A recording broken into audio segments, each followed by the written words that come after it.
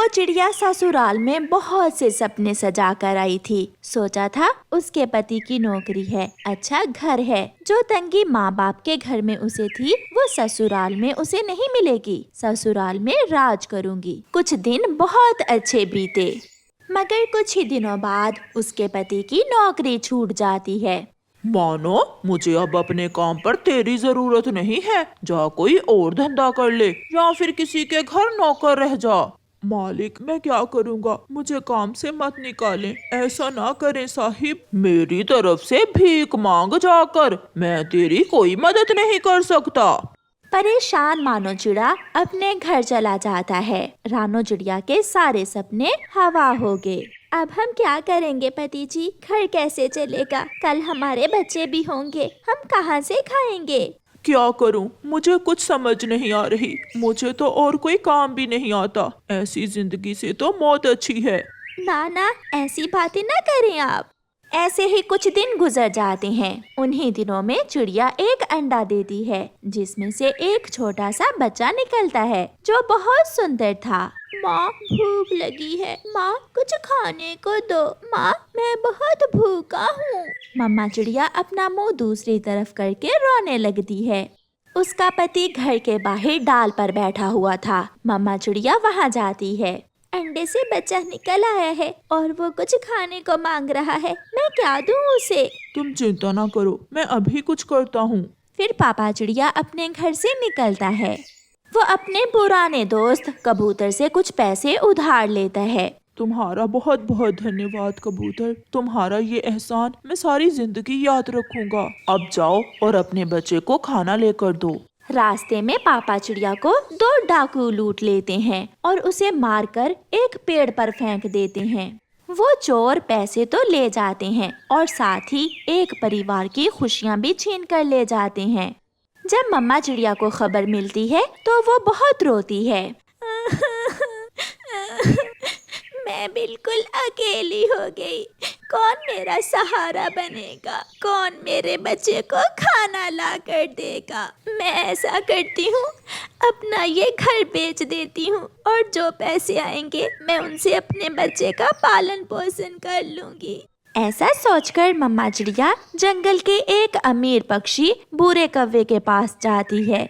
साहिब मैं घर बेचना चाहती हूँ, आप मेरा घर खरीद लें।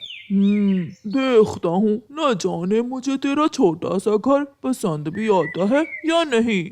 फिर बुरा कौवा अपने एक नौकर के साथ मम्मा चिड़िया का घर देखने जाता है। ये घर तो बहुत छोटा सा है, मगर मेरा नौकर रह लेगा इस घर में। फिर बुरा कौवा मम्मा चिड़िया को कुछ पैसे देकर वो घर खरीद लेता है। अब बेचारी मम्मा चिड़िया अपने छोटे से बच्चे को टोकरी में उठाए हुए जंगल की दूसरी तरफ चली जाती है और वहाँ जाकर एक तिनकों का घोंसला बनाने लगती है। मम्मा आप थक गई होंगी। मम्मा मैं छोटा हूँ, इसलिए काम में आपकी मदद नहीं कर सकता। जब मैं बड़ा हो जाऊंगा तो आपको बहुत सुखी रखूंगा। जीते रहो मेरे बेटे, एक माँ को अपने बच्चों के लिए काम तो करने ही होते हैं। फिर एक दिन मम्मा चिड़िया उड़ती हुई जा रही थी कि उसे उसका एक पुराना क्लास फेलो मिल जाता है। अरे तुम रानो हो ना? वो कॉलेज के दिन याद करो जब तुम गाना गाया करती थी। हाँ मुझे याद है, तुम सूजू ही हो ना? हाँ मैं सूजू ही हूँ। तुम यहाँ क्या कर रही हो? रानो चिड़िया रोने लग जाती है। क्या बताऊं, मेरी तो दुनिया ही उजड़ गई। पति मर गया, घर बिक गया और थोड़े से पैसे हैं मेरे पास जिनसे मैं अपने बच्चे का पालन पोषण करूंगी। बहुत बुरा हुआ ये सब, मगर जब हम कॉलेज में पढ़ते थे तो तुम ही कहा करती थी कि जिंदगी में कभी उम्मीद ना छोड़ो। फिर तुमने क्यों छोड़ दी? चलो मेरे साथ, मेरी एक चूड़ियाँ बनाने वाली फैक्ट्री है। मैं तुम्हें कुछ चूड़ियाँ फ्री में देता हूँ और तुम उन्हें बेचकर अपना काम चलाओ।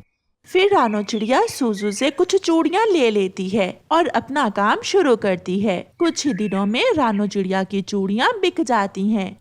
इस जंगल में तो कोई भी चूड़ियों की बड़ी दुकान नहीं है। मैं चाहती हूँ कि हम इस जंगल में एक बड़ी चूड़ियों की दुकान बना लें। अगर तुम मेरा साथ दोगी तो हम दुगना मुनाफा कमा सकते हैं। फिर सूजू और रानो चिड़िया जंगल में चूड़ियों की बड़ी दुकान खोल लेते हैं, जिस पर इतना रश था कि टूटता ही नहीं था। और फिर एक दिन सूजू रानो से कहता है, रानो, इस काम में तो हम सांची हैं, क्यों ना हम जिंदगी के भी सांची बन जाएं।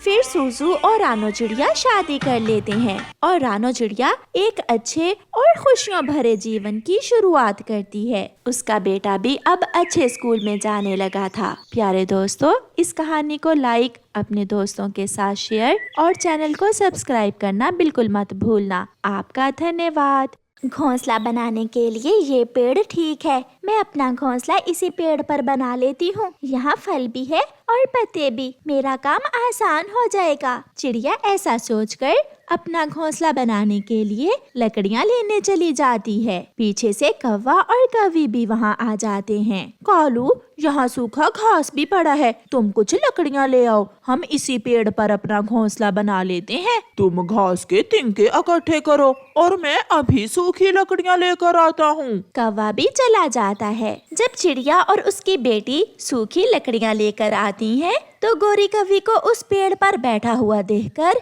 चिड़िया उससे कहती है, कौवी, कहाँ कहाँ, ये पेड़ मेरा है, मैं ही ये सूखा घास रख कर गई थी यहाँ। ओए होए होए, छोटी चिड़िया, शक्ल देखी है अपनी, चल चल भाग यहाँ से। इस पेड़ पर हम बनाएंगे अपना घोंसला। मेरा कालू आने ही वाला होगा, अगर वो होता तो बताता तुझे। डरती हुई चिड़िया पास वाले सूखे हुए पेड़ के पास जाकर बैठ जाती है। इस पेड़ पर तो कांटों के सिवा कुछ भी नहीं है, ना कोई पत्ता, ना कोई फल। यहाँ रहकर तो मैं और मेरी बेटी भूख से मरेंगे। मम्मा, जब बाहर आएगी तो ये पेड़ भी हरा भरा हो जाएगा। सूखा हुआ कांटेदार पेड़ भी उनकी बातें सुन रहा था। चिड़िया, निश्चिंत हो जाओ, मैं एक बेरी का पेड़ हूँ, मेरे कांटे जरूर हैं, मगर जैसे ही बाहर आएगी मेरे पत्ते निकल आएंगे और मुझ पर मीठे मीठे बेर भी लग जाएंगे। मैं तुम्हारी सुरक्षा करूँगा, मैं अच्छे बुरे समय में तुम्हारा साथ दूंगा। ये सुनकर चिड़िया को हौसला होता है और चिड़िया उसी पेड़ पर अपना घोंसला बनाना शुरू करती है। कौवों ने भी हरे भरे पेड़ पर अपना घोंसला बना लिया था। चिड़िया भी कांटेदार बेरी के पेड़ पर अपना घोंसला बना लेती है। फिर एक दिन चिड़िया कौवों के पास आती है। कौवे कौवे, आज मेरे पास दाना नहीं है, तुम अपने पेड़ से मुझे एक फल दे दो। जब मेरे पेड़ पर फल लगेंगे तो मैं भी तुम्हें अपने पेड़ से फल दे दूंगी। ये सुनकर गोरी कौवी और कालू कौवा हंसने लग जाते हैं। चिड़िया, पागल हो गई हो क्या? तुम अपने पेड़ से हमें कांटे तोड़ कर दोगी? ना ना, हम कांटे नहीं खाएंगे, तुम ही जाकर अपने पेड़ से कांटे तोड़कर खा लो। भागो यहाँ से, बड़ी आई हमारे पेड़ से फल लेने वाली। चिड़िया निराश होकर वहाँ से वापस चली जाती है। मम्मा, कौवे अंकल ने क्या कहा? नहीं बेटी, वो नहीं मान रहे हैं, मैं किसी और पड़ोसी पक्षी से कुछ भोजन उधार लेकर आती हूँ। फिर मम्मा चिड़िया तोते के पास जाती है और तोते से कुछ भोजन ले आती है। दिन गुजरते गए और चिड़िया किसी न किसी तरह अपना और अपनी बेटी का भोजन ढूंढ ही लाती। एक दिन गोरी कौवी जा रही थी कि रास्ते में उसे एक चील मिलती है। सुंदर कौवी, मैं बहुत भूखी हूँ, क्या तुम्हारी नजर में कोई छोटा पक्षी है? हाँ चील चाची, मेरा नाम न लेना, मेरे पड़ोस में एक चिड़िया रहती है बेरी के पेड़ पर, उसकी एक छोटी सी बेटी है, बहुत स्वादिष्ट होगा उसका मांस। धन्यवाद तेरा कौवी, मैं अभी जाती हूँ और खाती हूँ उस छोटी चिड़िया को। फिर चील उस बेरी के पेड़ की तरफ आती है। चील को दूर से ही आते हुए देखकर बेरी का पेड़ गुड़िया से कहता है, गुड़िया गुड़िया, तुम जल्दी से मेरी शाखाओं के अंदर आ जाओ, जल्दी करो।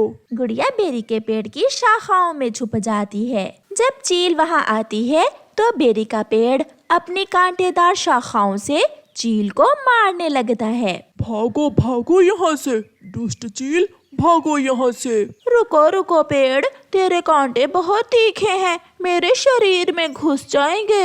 ऐसा कहते हुए चील वहाँ से भाग जाती है। मम्मा चिड़िया अपनी बेटी को सुरक्षित देखकर बहुत खुश थी। पेड़ जी, आज आपने दोस्ती का हक अदा कर दिया। कौवा और कौवी ये देखकर बहुत जल रहे थे।